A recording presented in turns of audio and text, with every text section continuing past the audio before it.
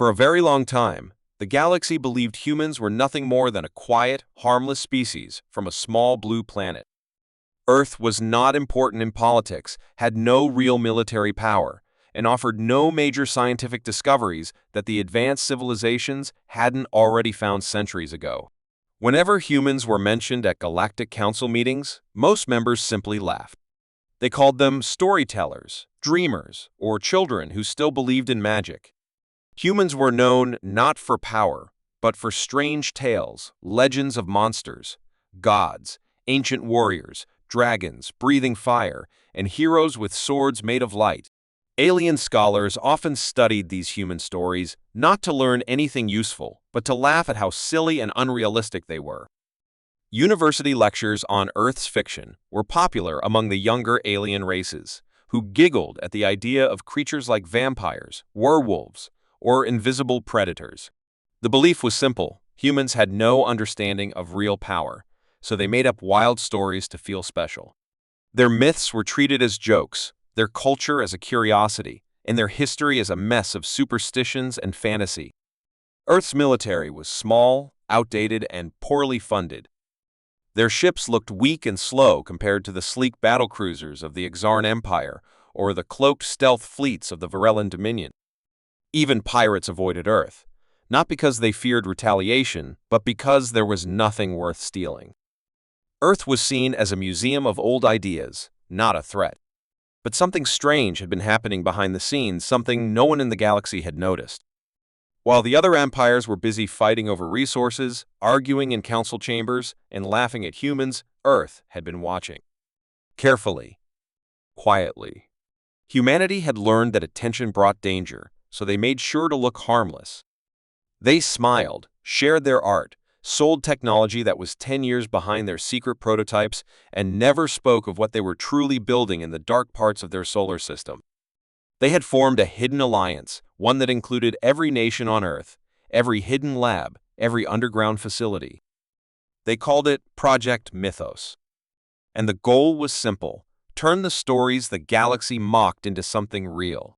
Scientists and engineers worked in silence, designing ships and weapons based on Earth's most powerful legends. They didn't want to copy alien tech. They wanted to create something the galaxy had never imagined. Something terrifying. Something unforgettable. The ships were massive, shaped like things from nightmares. Their cores glowed with energy sources unknown to other races. Their systems were named after the monsters the galaxy had once laughed at. Each ship had a name that echoed across Earth's myths: Leviathan, Behemoth, Hydra, Gorgon, Banshee, Valkyrie. These weren't names meant for fear. They were warnings. But the galaxy, still laughing, didn't see them coming. Then it began. The first incident was on the edge of Council space, in a small mining colony called Aerith 7. The entire colony went dark in seconds. No distress call. No signals. Just silence. Surveillance footage showed the last few seconds, a massive black shape blocking out the stars, with burning red lights and strange carvings across its hull. The design looked ancient and angry, like a beast made of metal and rage. The Galactic Council sent a team to investigate. Only 2 ships returned. The captains were shaken, speaking of impossible weapons and ships that seemed to vanish and reappear at will. One described a weapon that melted through shields like paper. Another swore they saw a flying structure shaped like a massive winged serpent that swallowed a cruiser whole. Council leaders still thought it was a joke, some pirate group with new tech. But then another system vanished. Then another. 5 colonies were gone within a week, and the only thing left behind were strange symbols etched into the remains of metal symbols, taken directly from Earth's ancient languages. Panic began to spread, but few still believed humans were behind it. They don't have the resources, one counselor said. They don't have the will. But Admiral Tillers of the Zorak fleet disagreed. He had studied humans longer than most. He warned them, saying, "The humans have always hidden their strength behind their stories. We just never thought they were true." Still, the council ignored him. The true fear only arrived when a fleet of 10 battlecruisers was destroyed near the Sol system. For many generations, the Galactic Council believed they had complete control over every known region of space. From the shining stars of the inner rings to the outer mining zones where silence ruled, the Council's reach was long, and its power unmatched. Or so they believed. After the strange destruction of several colonies and fleets near the edges of explored space, many thought it was just a new pirate faction growing bold, or a hidden alien race showing itself. But no one expected the truth. No one guessed that the source of this unstoppable force was the one species they had ignored, laughed at, and considered a galactic joke: humans. The arrival of Earth's fleet wasn't announced with warnings or formal declarations. There were no threats sent to the Council, no political speeches, no signs of diplomacy. Instead, the galaxy woke up one day to find that entire systems had vanished from communication. Fleets sent to investigate were either completely destroyed or returned half-ruined, their captains whispering words that didn't make sense to most ears, words like dragons, ghost ships, and impossible weapons. The name Leviathan started to spread like a shadow across military command centers. At first, many believed it was just one ship, a powerful relic, maybe, built by a forgotten race and found by humans. But that belief was shattered when a scouting fleet near the Venner Belt encountered not one, but 6 of these nightmare ships. They came out of subspace silently, like dark giants awakening from sleep, surrounding the Venorian patrol without a single word. Their hulls were black, shaped with sharp angles and terrifying beauty, glowing with patterns that looked like ancient runes and scars of long battles. Each ship had a unique shape, one like a great bird with burning wings, another shaped like a horned beast, and one that looked like a floating fortress with dozens of glowing red eyes. They moved with the precision of machines and the anger of legends. When the Venorian commander tried to hail them, all frequencies went silent. The human ships didn't answer, they acted. In seconds, beams of white-hot energy carved through the patrol like a knife through water. The enemy didn't just destroy ships, they erased them. No debris. No bodies. Just silence and heat left behind. A single Venorian frigate survived, not because of luck, but because the human fleet allowed it to leave. The captain, still shaking, was found muttering about how one of the ships looked him directly in the eye. The galaxy laughed when humans spoke of war gods. Now, it seemed one had come to life. Panic began to spread inside the Galactic Council. Reports poured in from the outer systems. Civilian outposts shut down without explanation. Trade routes were abandoned overnight. Small planets flew their distress signals like screams in the void, but help came too late if it came at all. And with every report, the truth became clearer. This was not a random attack. It was not pirates. It was a plan. Earth was not only rising, it had already risen, and the galaxy was only now beginning to notice. But still, many high-ranking officials refused to believe it. Humans don't have this kind of power, they said in angry meetings. It's impossible. Their planet is small. Their people are scattered. Their technology is old. But Admiral Tilrose, who had once warned the Council, stood in silence. He watched the reports, the numbers, the patterns. He had studied human myths long before anyone cared. He knew that humans were not only dreamers, they were builders of stories that inspired both fear and respect. He finally spoke after the 10th Fleet vanished. They never forgot how to fight, he said. They simply waited until their stories became real. His words were ignored once again. But the truth could no longer be denied when Earth's fleet entered the heart of the Arcturian Passage, a neutral zone protected by old Council treaties. It was considered untouchable, a symbol of peace and shared trust. But Earth's warships moved through it like it belonged to them, tearing down the defense satellites in less than an hour. The galaxy had never seen ships move like this before. They didn't follow standard designs. They didn't follow known tactics. They came in fast, hit hard, and disappeared before a counterattack could even begin. Every ship seemed to carry layers of armor made from unknown materials, and their weapons didn't behave like energy or plasma, they behaved like controlled chaos. Some ships even launched smaller drones shaped like winged creatures, attacking with sharp speed and deadly precision. These weren't just war machines. They were nightmares, each one a reflection of a different myth, a different fear. And they were all under human control. The most shocking moment came when the Council finally tried to open communication. A massive fleet of over 70 ships gathered near the Drellian border, a line never crossed in centuries. The galaxy's most powerful species stood together, prepared to issue one final warning to whoever was responsible. But before a word could be spoken, the human fleet appeared above them. There was no countdown. No scan showed their arrival. They simply appeared, hundreds of them. And leading them was a ship larger than any ever built. It wasn't just big, it was legendary. Its structure looked like a moving city, covered in towers, wings, and rotating energy shields. It was the Leviathan one, and it blocked the view of the stars. For a moment, no one moved. Every alien captain froze.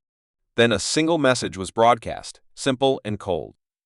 A human voice spoke with no anger, no shouting, just calm control. We warned you.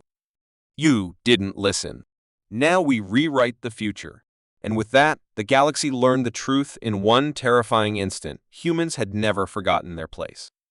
They had simply waited for the moment they could take the place they were denied.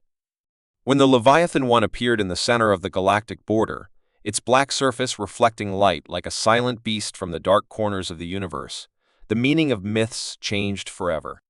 Across the stars, old memories began to awaken forgotten names, ignored warnings, and ancient tales that once only belonged in storybooks. These stories were now alive, shaped into steel and fire by the humans who had once told them only around fires and in old books. The Galactic Council had no choice but to respond. The very idea of human myths being used as real battle tactics was unbelievable, yet the shattered fleets and lost colonies had already proved the truth. For the first time in centuries, the galaxy prepared for a war not of borders or politics, but of fear. Every species remembered laughing at human fiction, thinking of them as creators of strange dreams and wild stories, never realizing that behind each story was a lesson, a warning, and a plan. And now, those plans had grown into warships, with names like Fenrir, Kraken, Anubis, and MJ Alir, each one designed after a legend, each one made for battle. The first major clash came in the Darnex system, where the Council launched its full combined fleet over 1,000 warships from 12 different species, armed with the best weapons science could offer.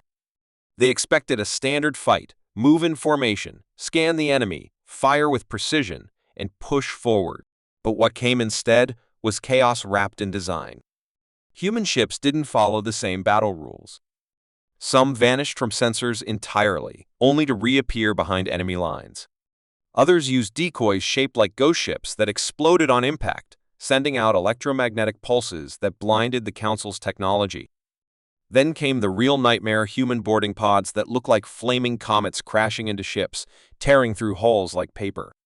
From those pods came human soldiers, wearing strange armor that shimmered like moving shadows, moving in silence but with deadly purpose. They didn't speak. They didn't surrender. They moved through ships like shadows through a haunted house, planting charges and leaving behind only silence. In one terrifying hour, the proud Darnex fleet was reduced to scattered wreckage. The few survivors didn't speak of tactics or technology, they spoke of monsters that looked like men. This was not just war, it was psychological warfare on a scale never seen. Each human weapon carried meaning. Their ships looked like dragons and demons. Their missiles were shaped like spears from old tales.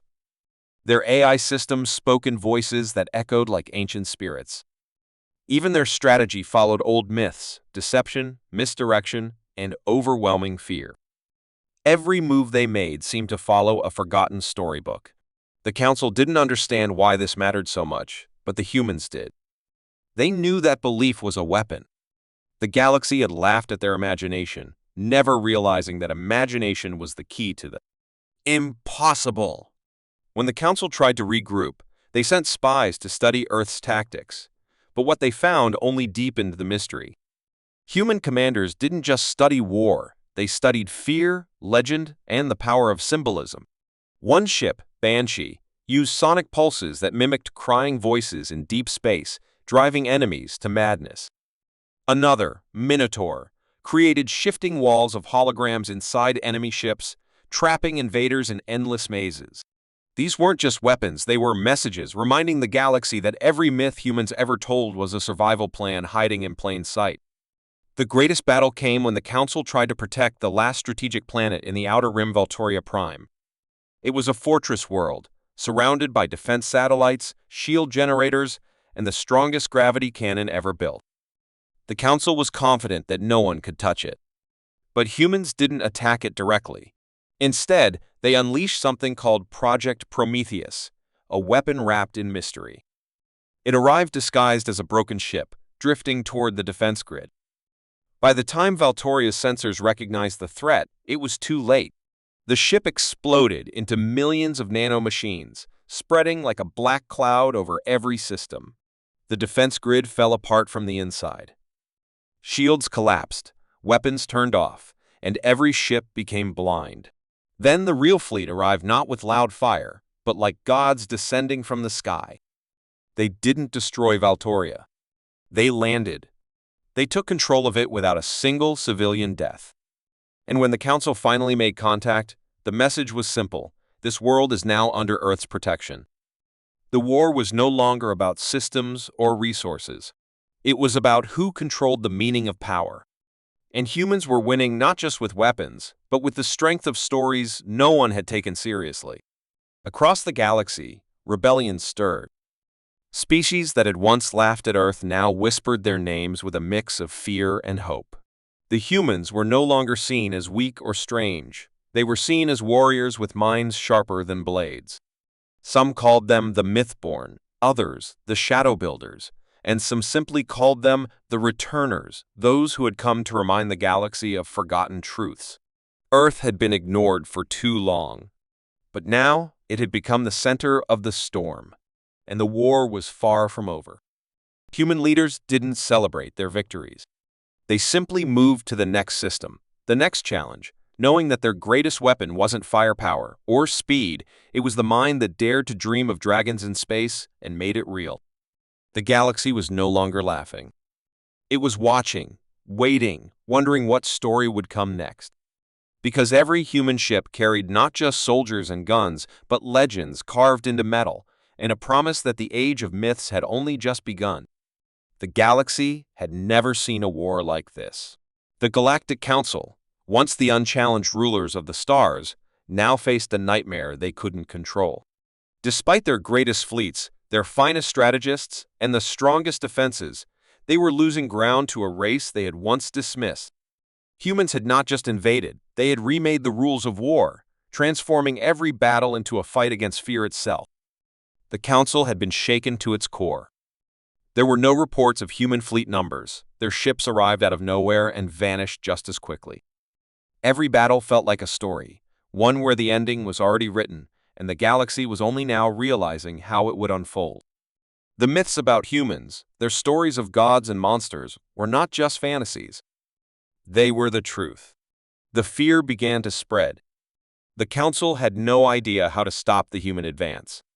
Their own tactics, once thought flawless, now seemed obsolete against an enemy that fought with the very essence of legend itself. The balance of power was slipping away, and with each passing day, Earth's control over more and more systems grew stronger. For the first time in history, the Galactic Council began to consider a strategy they had long dismissed. They would unite, but not for peace. They would unite to fight back against the growing human threat. Desperation was setting in. If the Council did not act quickly, they would lose everything. A secret meeting was held deep within the Council's capital on Goliath Prime, a world surrounded by artificial moons and hidden under layers of military security. Representatives from all the major species gathered in the central hall. Their faces were grim, their eyes filled with the weight of impossible decisions. Admiral Til-Raz, the alien commander who had long warned the Council about humanity's potential, stood quietly at the back of the room. He was the only one who had not underestimated the humans, but even he was starting to question whether they could be stopped. The Council's military leaders, some of the most powerful beings in the galaxy, spoke in hushed tones. They had watched the videos, seen the reports, and felt the dread that came with each failed confrontation. The humans were not just fighting, they were winning. They were winning with their myths, with their legends, and with the unknown weapons that their fleets carried. Ships that could disappear and reappear. Soldiers that fought with strange, impossible power. It was as though the humans had unlocked a secret of the universe, one that the rest of the galaxy had overlooked. One voice, however, cut through the tension. "We must strike at the source," said Director Varkin, a cold, calculating leader of the Zorath race. His people were known for their intelligence and manipulation, and their suggestion was chilling. "If we cannot defeat them on the battlefield, we will strike at their hearts. We must destroy Earth itself." The room went silent. The idea of attacking the human homeworld was one of the most dangerous and drastic actions the galaxy could take. Earth was the cradle of humanity, a planet protected by both legend and history. To attack Earth would be to risk inciting an all-out war, a war that no one in the galaxy was sure they could win. But desperation had a way of changing the rules. The Council had already lost too many fleets and colonies. They couldn't afford to lose more. It was decided. Earth would be attacked. The plan was set into motion quickly. The Council assembled a new fleet, one more powerful than anything seen before. Over 2,000 ships, including the fastest interceptors and the heaviest dreadnoughts, all equipped with the latest weapons, made their way toward Earth.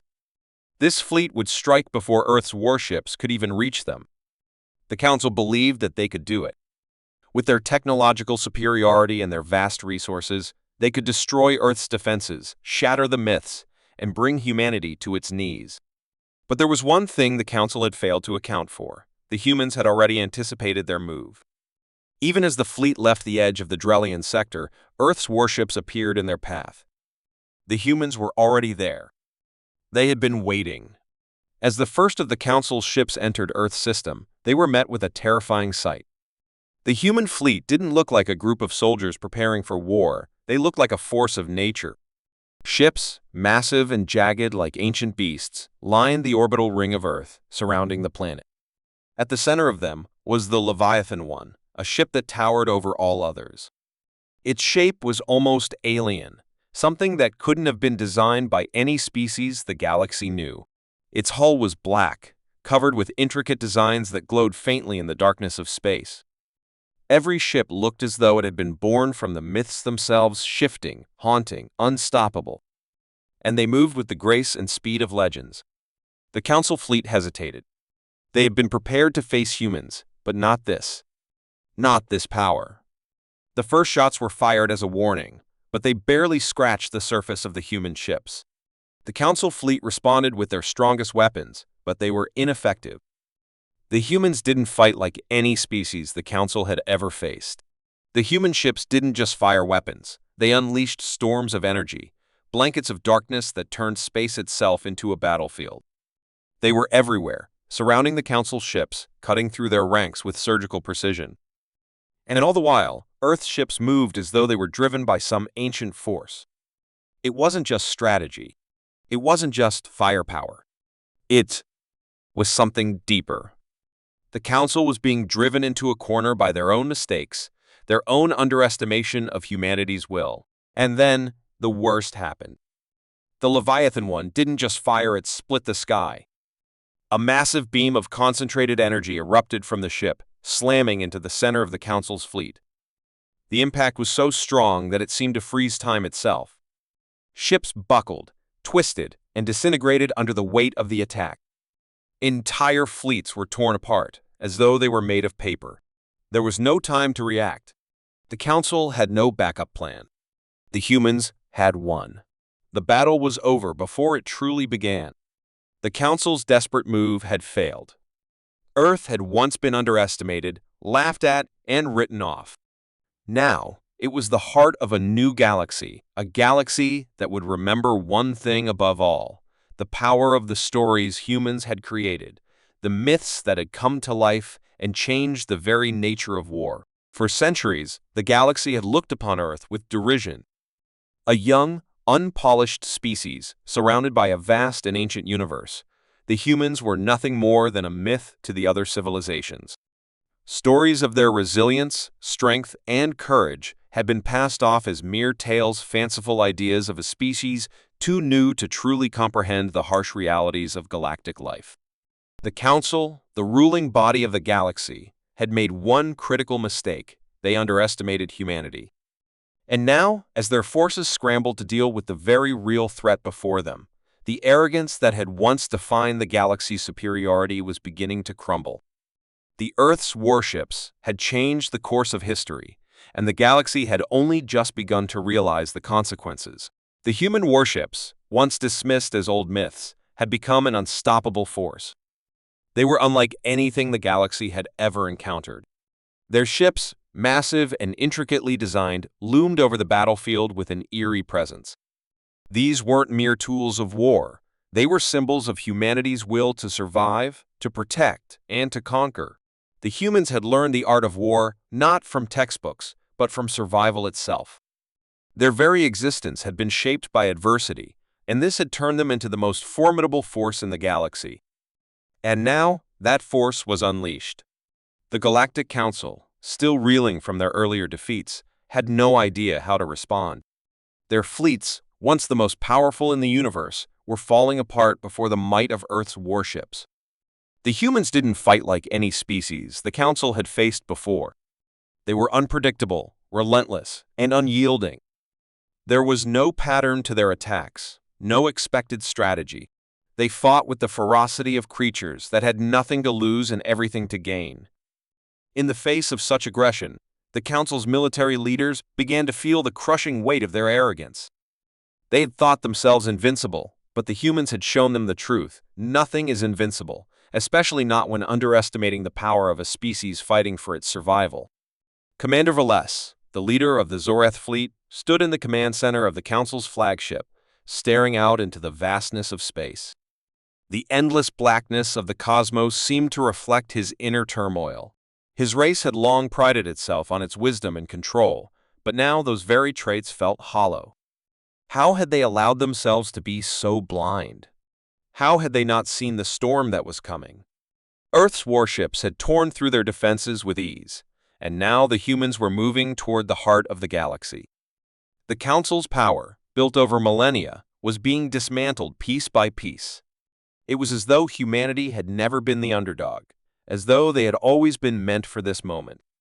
And now, it was the galaxy that was about to face the consequences of their years of arrogance. As Valles watched, the Council's flagship began to shake violently. He turned to the tactical officer, who was frantically monitoring the incoming reports. "We've lost contact with the Eastern Fleet," the officer said, his voice trembling. They're gone. Wiped out." Valles gritted his teeth. "How is that possible? They were the best we had." "The humans, they adapted," the officer stammered. "We don't understand how. They're everywhere. Every ship they send is more advanced than the last. We can't keep up. We've lost half the fleet." Valles slammed his fist against the console. The Council had thrown everything they had at Earth, and still, it wasn't enough. It was as though the humans were drawing strength from some deep, hidden well of power, one that no one had predicted. There was no way to win this. The arrogant belief that the galaxy was meant to dominate was crumbling faster than they could respond. On Earth, the war was far from over. The human commanders had been preparing for this moment for years. They knew the day would come when they would have to fight for their place in the galaxy. But they didn't expect to win this way. They didn't expect to face an enemy that underestimated them so thoroughly. And now, as their warships moved forward with relentless purpose, they knew there would be no turning back. The galaxy had been given a chance to bow before humanity's might, and they had refused. But that refusal came with a price. As Earth's warships advanced, they encountered the final line of defense, the Council's flagship. It was massive, a dark, imposing vessel that radiated power. This would be the final battle, the one that would either secure the galaxy's future under the Council or allow humanity to reshape the stars as they saw fit. The human fleet gathered in formation, each ship gliding silently through the void of space, their engines humming like the heartbeat of an unstoppable force. The Leviathan One, Earth's flagship, led the charge. Its black hull gleamed in the distant light of the nearest star, and its weapons glowed ominously. The battle was fierce. The Council's flagship unleashed a torrent of energy, sending devastating blasts toward the human ships. But the humans didn't flinch. They had learned the art of survival not just from their history, but from the very stars themselves. They fought with the heart of a species that had always found a way to endure. And now, that endurance was paying off. The Leviathan One responded with a volley of energy beams, each one striking with pinpoint accuracy. The Council's flagship, despite its size and firepower, could not withstand the barrage. It shuddered under the force of the attack, its shields flickering and failing. The flagship's weapons fired wildly, but the humans had already adapted, already moved. In a moment, the flagship's central core was hit, and with a final, resounding explosion, for the first time in galactic history, the Council had lost. Earth's warships had proven not just their power, but the sheer force of their will. The galaxy had underestimated humanity, and now it was too late. The arrogant belief that the galaxy's power could never be challenged was gone, replaced by the harsh truth: humanity was here to stay. As the smoke of battle cleared, the human fleet held their position, watching as the remnants of the Council's forces began to scatter. The message was clear. The era of arrogance was over. The galaxy had been given a second chance to learn from its mistakes, and now, with Earth's warships standing victorious, a new chapter was about to begin. One where humanity's myths would no longer be laughed at but respected, feared, and remembered. The war was not over, but the victory was complete. Humanity had not only survived but had claimed its place among the stars.